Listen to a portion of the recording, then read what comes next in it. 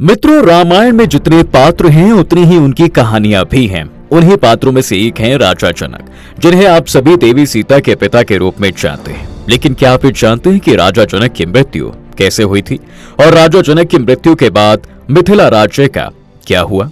नमस्कार दर्शकों, स्वागत है आपका द डिवाइन टेल्स पर। देखिए, राजा जनक की मृत्यु के बारे में जानने से पहले हम आपको उनसे जुड़ी कुछ बातें बताते हैं। कहते हैं कि मिथिला के राजा जनक के पिता निमि थे। निमि ही मिथिला के सबसे बड़े राजा थे, जो इक्ष्वाकु के बेटे और मनु के पौत्र माने जाते हैं। कहते हैं राजा जनक की उत्पत्ति उनके पिता निमि के मृत शरीर से हुई थी, जिस वजह से उन्हें जनक कहा जाता है।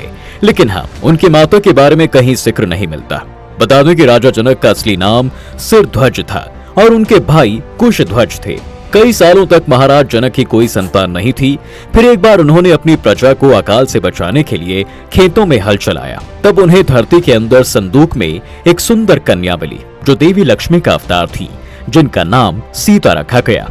वहीं कुछ सालों बाद महाराज जनक की पत्नी महारानी सुनैना ने एक पुत्री को जन्म दिया, जिनका नाम उर्मिला था। इसके साथ ही महाराज जनक के छोटे भाई कुशध्वज की दो पुत्रियां हुई, जिनका नाम मांडवी और श्रुतकीर्ति रखा था। बता दें कि एक बार भगवान परशुराम ने उनसे खुश होकर देवों के देव महादेव का धनुष धरोहर के रूप में दिया था, जिसे सीता माता के स्वयंवर में शर्त के तौर पर रखा गया था। उसी धनुष को उठाकर मित्रों प्रभु श्री राम ने माता जानकी यानी सीता जी से विवाह किया था। अब आपको बताते हैं उनकी मृत्यु के बारे में।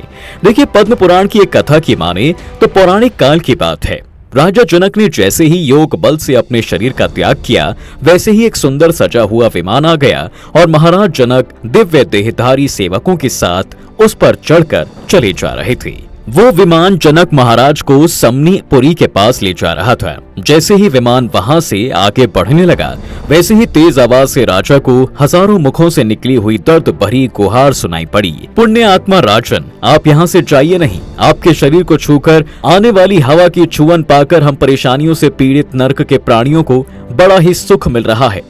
धर्म के रास्ते पर चलने वाले और दयालु राजा ने दुखी जीवों की पुकार सुनकर फैसला किया कि जब मेरे यहाँ रहने से इन्हें सुख मिलता है, तो उन्होंने मृत्यु के देवता यमराज से कहा कि मैं यहीं रहूंगा, मेरे लिए यही सुंदर स्वर्ग है। जिसके बाद राजा वहीं पर ठहर गए।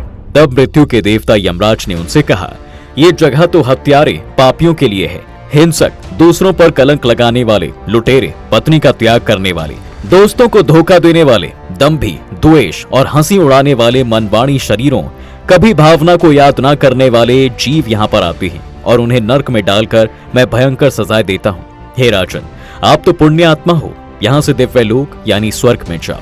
अब मित्रों, धर्मराज की ये बातें सुनने के बाद राजा जनक ने कहा, मेरे शरीर से छू के गई हुई हवा सभी को सुख पहुंचा रही है, तब मैं कैसे जाऊं? आप उन्हें इस दुख से आजाद कर दें तो मैं भी सुखपूर्वक स्वर्ग में चला जाऊंगा। जिसके बाद यमराज ने पापियों की तरफ इशारा करते हुए कहा, ये कैसे आजाद हो सकते हैं? उन्होंने बड़े बड़े पाप किए हैं। इस पापी ने अपने पर भरोसा करने वाली मित्र पत्नी का बलात्कार कर दिया, इसलिए इसको मैंने लोह शंकु नाम के एक नरक में डालकर 10,000 सालों तक पकाया है।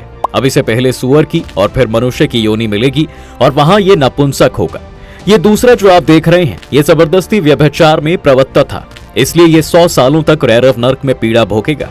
इस तीसरे ने दूसरे का धन चुरा कर भोगा था, इसलिए दोनों हाथ काटकर इसे पुष्योणित नामक के नरक में डाला जाएगा। इस तरह ये सभी पापी नरक के भोगी हैं। आप अगर इन्हें छुड़ाना चाहते हैं तो आप अपना पुण्य अर्पण कर दें। एक दिन सुबह सुबह अपने साफ मन से मर्यादा पुरुषोत्तम भगवान श्री रघुनाथ जी का ध्यान किया था और राम नाम का उच्चारण किया था। बस वही पुण्य इन्हें दे दो, उससे ही इन सबका उद्धार हो जाएगा। अब मित्रों, धर्मराज की बातें सुनने के बाद राजा जनक ने बिना देरी किए अपने जीवन भर के सारे पुण्य दे दिए और इसके असर से वो सारे प्राणी नरक यात्रा से तुरंत छूट गए और दया के समुद्र महाराज जनक का गुण गाते हुए दिव्य लोक को चले गए। तब महाराज जनक ने यमराज से पूछा, हे धर्मराज, जब धार्मिक पुरुषों का यहाँ आना ही नहीं होता, तब फिर मुझे यहाँ क्यों लाया गया है? इस पर यमराज ने कहा, राजन, आपका जीवन तो पुण्यों से भरा हुआ है, लेकिन एक दिन तुमने छोटा सा पाप किया था। आपने एक दिन चरती हुई गौ माता को रोक दिया था। उसी पाप की वजह से आपको नरक का मुख देखना पड़ा। अब आप उस पाप से मुक्त हो गए हैं और इस पुण्य दान से आपका पुण्य और ज्यादा बढ़ गया। यदि आप इस रास्ते से ना आते तो इन बेचारों का नरक से कैसे उद्धार होता? आप जैसे दूसरों के दुख से दुखी होने वाले दया धाम महात्मा दुखी प्राणियों का दुख हरने में ही लगे रहते हैं। ईश्वर कृपा सागर हैं। पाप का फल भुगताने के बहाने इन दुखी जीवों का दुख दूर करने के लिए ही इस संयम के रास्ते से उन्होंने आपको यहाँ भेज दिया है।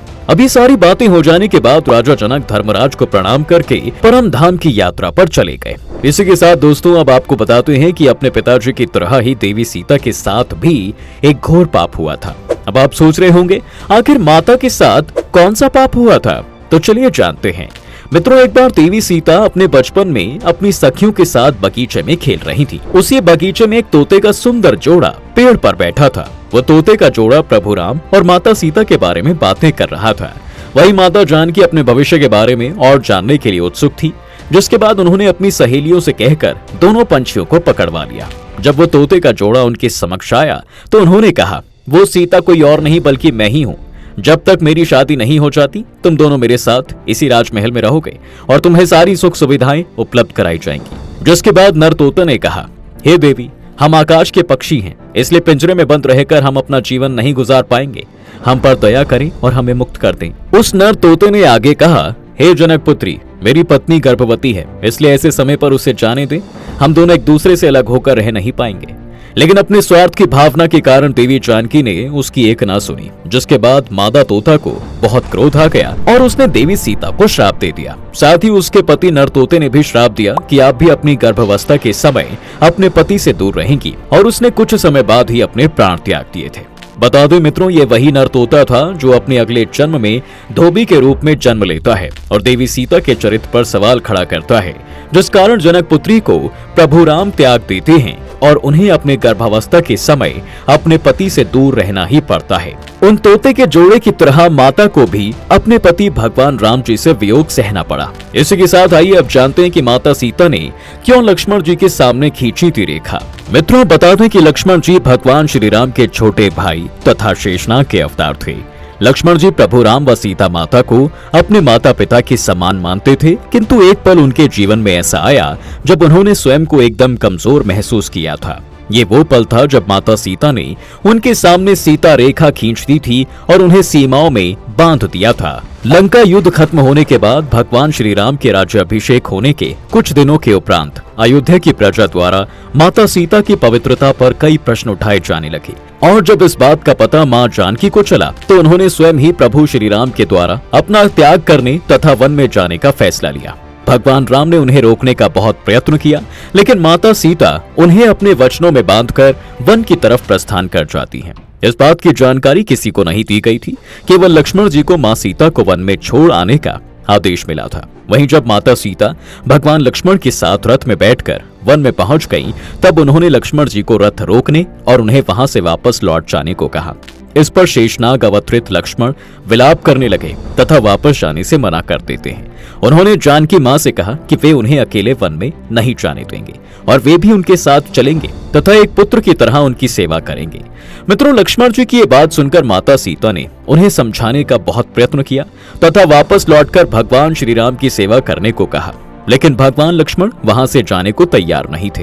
वो अपनी बात पर अडिग थे कि वे यहाँ से नहीं जाएंगे तथा मां सीता की सेवा करेंगे। अब जब जानकी मां ने देखा कि लक्ष्मण जी ऐसे नहीं मानेंगे, तब उन्होंने श्री राम के अनुज के सामने एक पेड़ की डाली रखी और कहा कि जिस प्रकार एक दिन उन्होंने माता सीता के लिए रेखा खींची थी और उसे पार करने से मना किया था, उसी तरह माता ने भी लक्ष्मण जी के सामने रेखा खींची तथा मां के नाते उन्हें आदेश तथा अपनी शपथ देती हैं कि वे इसे लांघकर उनके पीछे नहीं आएंगे।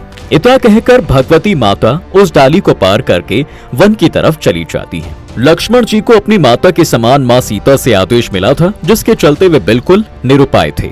ये वो समय था मित्रों जब वे चाहकर भी उस रेखा को पार नहीं कर सकते थे, इसलिए उन्हें ना चाहते हुए भी पुनः अयोध्या लौटना पड़ा। तो मित्रों, आज की वीडियो में फिलहाल बस इतना ही। अगर आपको इसके बारे में और डिटेल्स में जानना है तो हमें कमेंट सेक्शन में जरूर बताएं। इसके साथ ही आपको हमारी ये वीडियो कैसी लगी कमेंट करके बताएं। तब तक के लिए वीडियो को लाइक करें, शेयर करें और पेज को फॉलो जरूर करें। धन्यवाद।